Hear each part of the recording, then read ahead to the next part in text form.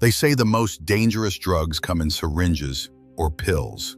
But what if the most addictive thing today is a ping, a like, a glance of approval? You think addiction is chemical, but validation?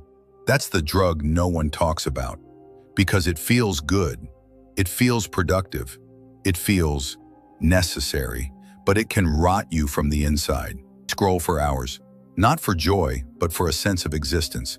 We chase achievements, not for fulfillment, but for applause.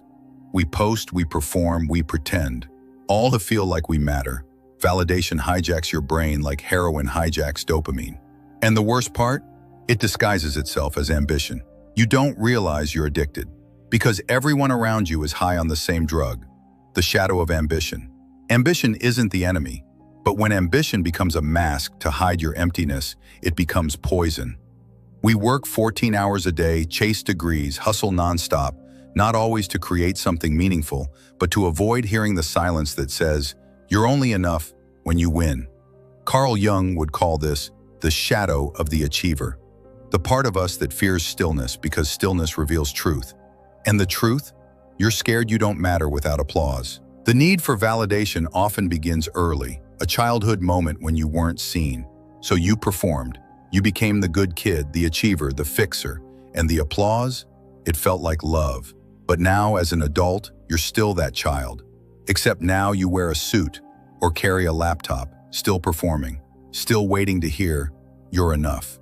Validation became a substitute for real connection, especially with yourself. Scroll, click, like. Social media knows your wound. It profits from your need to be seen. You don't scroll because you're curious. You scroll because you're starving. Starving for someone to say, "I see you, you matter." But no number of followers will fill the silence you've been running from. The cure isn't to reject ambition or praise. It's to reclaim your why. Why do you want success? Why do you share your story? Is it to serve or to be seen?